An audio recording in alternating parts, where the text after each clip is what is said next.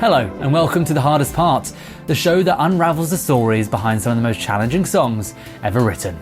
I'm Kieron Banerji and joining me in the studio today is a folk bitch trio.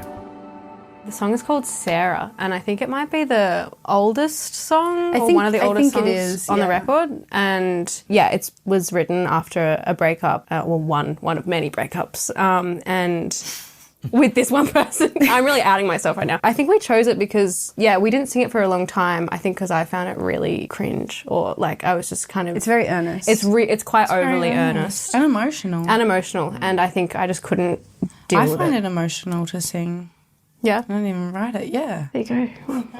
I guess share one heart. Scenario 3 brains, one heart. Yeah, we shared a lot. I think we all knew that it was going to be on the record, but I was still quite reluctant. I kind of wanted to write a new song to have on the record instead. We recorded it and really didn't know where it was going to go, I guess. Yeah. With in terms of instrumentation, because it was written on an acoustic and I was like, it just sounds too kind of trad folk, and I think and then I feel like we were trying to compensate for the earnest way the song was written with this kind of dirty electric sound, and it was just kind of going too far the other way and blanketing the song. We kind of needed to scrap it and start again in the studio. I'm always super interested when the song obviously originated, probably wrote it by yourself alone. Yeah. How do you then take that, present it to the rest of the band, and then how do you put your personal stamp on something which is so personal to someone else as a songwriter? You know, it's going to become a folk bitch trio song. Yeah. So all the songs on the record have the band in mind. That's always kind of in the back of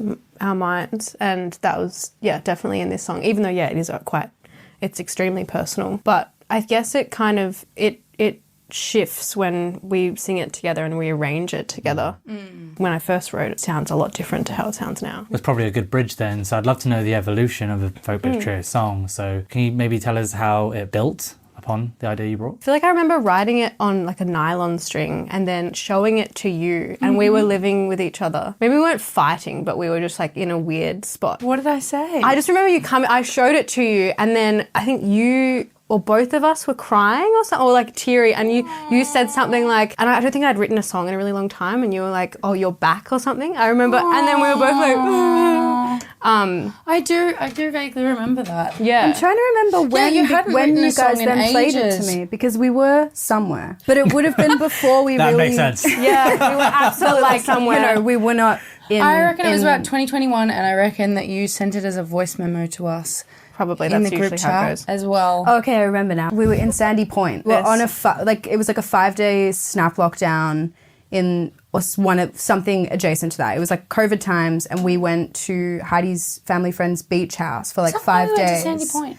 In January of 2021. Is that why we went? What? Yeah, because we wanted to escape COVID, I remember. And you guys showed me, we were on a porch. When did we ever do that? Yeah, well, no, we did do in that. January we went to Sandy Point. Was it just the three of us? Just the three of us. We went and Monty stayed was there, Mika was there. No memory. Yeah. Of this. Yeah, That's crazy. and I was singing Dead Skunk. I remember you showing me that then. Seriously have no memory of this. This is actually freaking me out. You're learning something. We're very jet lagged. I'm feeling like my memory's pretty out of it right now. I'm just that's crazy. Okay, yeah, well that's I guess what happened. That's when you guys showed me the song. I had nothing to do with it, but I was there.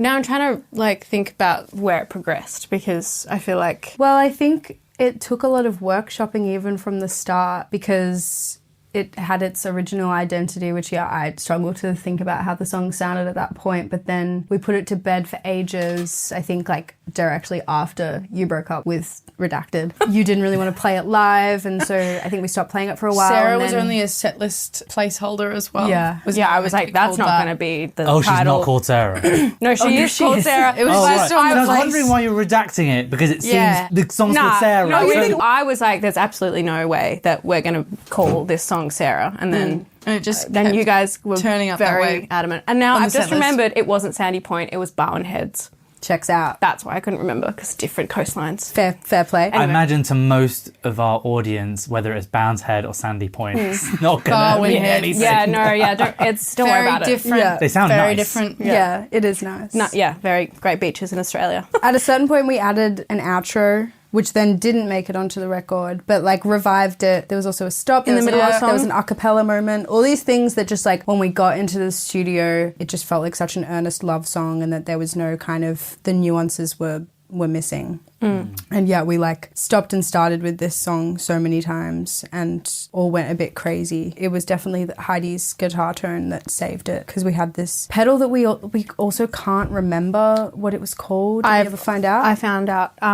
It was an event-tied pedal that our producer Tom Healy had like 4 of these things, and it was a mangled... It had presets on it, right? Yeah, it had all these like crazy presets, and this one was called Mangled Verb. And that's what it sounds like. And it sounds mangled, and I think that helps because it gives the song this kind of like soaring like space. Yeah, it just kind of made it less of an earnest love song. And we also took out the outro, which, controversial choice to some listeners, but you'll never know if you didn't see it live. Yeah. Well, the pedal you just used in the session you just did for us, that wasn't the mangled. Definitely not. Yeah, they're quite expensive. They're very expensive. Oh, are they? Yeah. And they're huge. They're like that big. Yeah, not really a tourable rig, and also we only use it on that one song. Pedals that we were using just before are kind of, they don't really emulate it, but I guess because the guitar intro on the record is like, it's not what we're playing live usually, just because of how many guitars are on the record. So you said you started workshopping the song. What does workshopping look like within the band? Sit down, kitchen table. Yeah, it usually looks a lot like that. That doesn't sound right. Okay. Yeah. What about this? That don't sound right. It sounds like an intervention. Sing it different. Yeah. Workshop. Yeah, songwriting with us is an intervention. It's usually just us sitting down and figuring out what sounds. Most of the time we play a song live like a million times before it gets to its final form, which feels like a nice testing ground, I think. The road testing. Yeah. We've had loads of artists on the show that have obviously brought songs that have like a very personal meaning to them. Some about breakups, some about loss. How does the process differ for you writing about something so personal than it might another topic or another, we'll probably have loads of people in the audience who are also songwriters or dealing with writing about a difficult subject. And, how does that process look for you, and any advice you'd give to anyone that's embarking on that same like quite personal journey? For me, songs just kind of like fall out or something. And like a song like that, I think was very, like, I was at that point obviously just very emotional and was quite a sort of literal telling of what was going on. Other songs that we written, I feel like can just like fall out in a really natural way. Like God's a Different Sword, that just sort of happened, and it's sort of more like of a happy song. I think it's always the same for me now that I'm thinking about it. Like it's just kind of falls out. But I feel like we're all kind of being a little bit more deliberate with our songwriting now and like making it this like a day-to-day kind of practice. But I think those earlier songs, for me at least, were just sort of random like rambles, I suppose. Yeah. And I think you just have to like bear the vulnerability as well, because I feel like in the early days I was definitely so conscious of like how earnest of a practice songwriting is, and like how cringy it can be to listen back on songs that you've written about moments in your life, but you just kind of got to get over it. And I think us having each other is so helpful for that, because like innately always Sarah, way less cringe and earnest to me than it is to you, because it didn't happen to me. And so your like telling of that moment in your life is so much more objective, and I'm able to kind of see it at face value, whereas when it's about your own life, that can just feel so uncomfortable, but you just got to get over it. And so I feel very lucky to have two songwriters. It's kind of like two thresholds that you have to pass before the song becomes itself. And two trusted pairs of ears before it then goes to random people as well. That's a very important part, that like, I know that if I write a really bad song that these guys will tell me. Yeah. Oh, absolutely. Yeah. Absolutely. Yeah. Which has never really happened, because I think we're good songwriters, but like if you guys came to me with a cooked song, I'd be real about it. That's definitely happened where we've been like, that's not it. It's not your best work. That's not your best work. Yeah. No, also with songs, there's definitely been songs where it's like, that's not your best work. Thanks for showing. Yeah. Thanks for showing Try that. again. That's not your best work. Yeah. I love the term cooked. I've never heard it so many times, and I have in the last hour, and I'm really into it. Yeah, we do say it quite a bit, don't we? Yeah. Have we Is said that an it in Aussie thing? Have we said it in so. it sounds a Must bit be. cooked? Yeah, I think you called your guitar tone cooked earlier. Oh, yeah, possibly. yeah, probably. It's a bit cooked. We do, I guess we do say that. I guess that is an Australian thing. Yeah. Who produced the song? Well, Thomas we Healy. did with Tom Healy. Tom Seeley. Yeah. We co-produced our record, all 10 songs, with just us and Tom Healy engineering to tape all of it. All So, of it's yeah. to tape. Yeah, Amazing. the whole record's to tape. We did a lot of stuff post-production. I think Mangled Reverb came in the lab, which was our It post-production did. studio. I found a video of that today. Because I think Sarah was one of those songs. I think there were maybe 2 songs on the record that when we left our, I guess, tracking studio, which was Roundhead Studios in Auckland, where we had the tape machine, there were a few songs that definitely weren't there yet in terms of how they were sounding, and it was a bit of a puzzle. And yeah, the Mangled Verb came through digital. We had there were drums on this song, and I remember, I think there were drums on the entire recording. We got Chris to do those drums, and I think by the, like, We incrementally took them out. away like the drums and a few other things, and I think it was just, I think because of the drums and a few other things, it was like sounding really folky. I remember being in Roundhead and just being in the... It also had piano at one point in its life too. Oh my God, And yeah. it was the like task for us was like trying to make it not sound like a Nick Drake song, because it just had this inherent we love Nick folky- Drake, but so we just beautiful, we but just, like we can't rip him off. Yeah. And it just sounded like Pink Moon or Pink Moon, something. yeah. Yeah, It sounded yeah. It sounded like, and I think the chords are really similar, like Yeah. looking back now. So we kind of stripped it all back, and then, but I just remember feeling so upset that we hadn't nailed it, and we were our time in Auckland was like getting shorter Well, and I shorter. think we were all on the edge a little bit, and like you definitely were, with like whether or not the song was going to be on the record. That like if it was going to be on the record, it had to be really good, and so it was kind of an extra pressure on the recording. Whereas the other songs, I think we were okay with them having a little bit of a raw quality because of the tape and how we were doing everything. But I feel like we were being perfectionists about it. And I think because of Tom, our producer, he just knew how to like calm us all down. Yeah, he seems to be quite an expert in understanding nuances of recording a really vulnerable, folky song that if you do it the wrong way, it's not going to be that good. You know, It's not going to be that good, and it's going to leave you in emotional distress. You can't to be get like, away I with fucked much. it. Yeah. Did you find performing and writing that song helped process whatever the subject was about? I'm finding that it's actually quite nice to, when we're performing, to actually kind of, because you can totally separate from the song or from the, like, what you're performing in the moment, but I think it's kind of become quite a nice practice for me, at least, to just kind of feel it. And obviously, like, the song's so old now that I feel very separated from the content. I think for me, I don't know, do you guys find that with...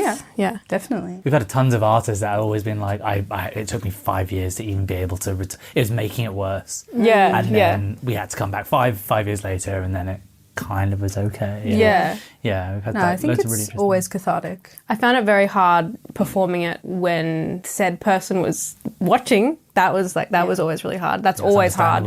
Always hard. Always doing that. It's just like a gross, like, because your feelings, it's so earnest, and you're singing it to the person. It's just like, it's always going to be weird. So we finish these interviews with the same question with everyone, and it comes from a place of band I really, really like, unnamed, Redacted. Redacted, yeah, because I would really like to have them on the show. New album came out. I thought it was shit. I really didn't like it. I was like, God, I missed. Redacted. Yeah, the song was called Redacted. Then I listened to an interview of the lead singer talking about all these really small nuances within the song. And then when I re-listened to the song, it's now my favourite track of theirs. But did you think the whole record was bad? Specifically the song that everyone was going on about, like, oh, but that song's good, right? And then they're like, listen to this interview, and I was like, okay.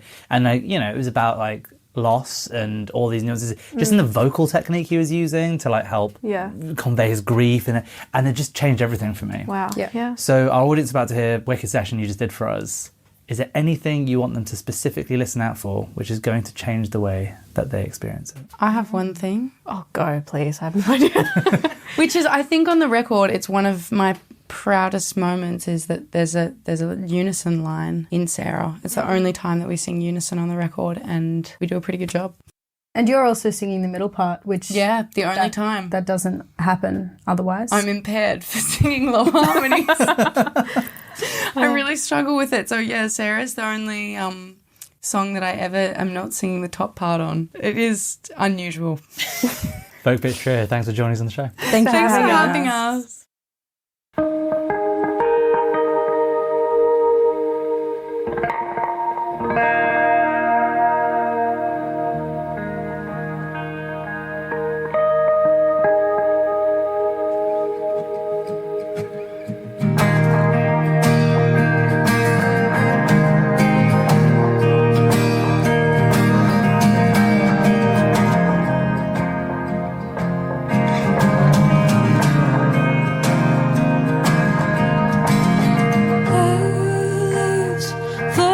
so far away, my dear. I can't hear over the screams and tears.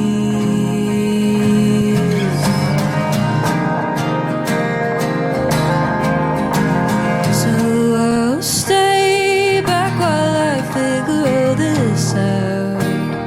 My mind keeps wandering and I'm down.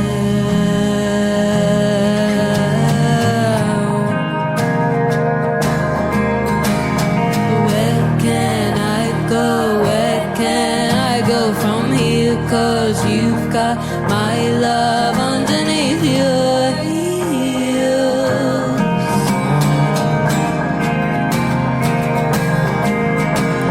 And where do you go? Where do you go, my darling? 4 weeks on it, 'cause I can't ever need you.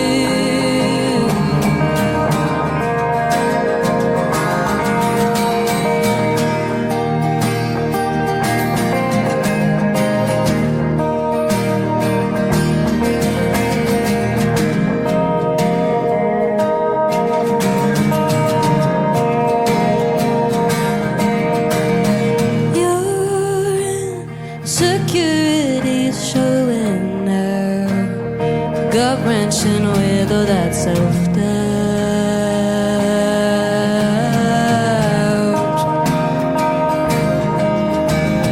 And I'd like you to see me without your eyes.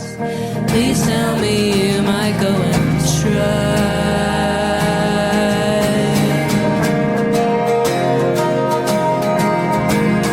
Where can I go? Where can I go from here? 'Cause you've got my love underneath your heels.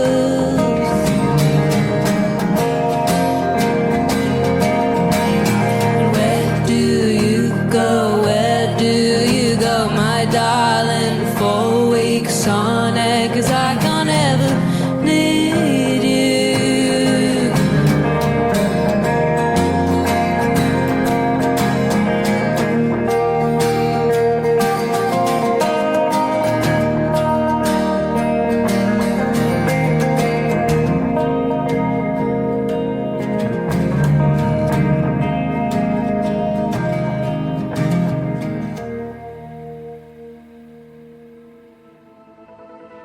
Thanks for tuning in to The Hardest Part. Make sure to leave us a review and subscribe wherever you get your podcasts. We're on all major podcast platforms, including YouTube. Until next time, I'm Kieron Banerji. We'll see you then.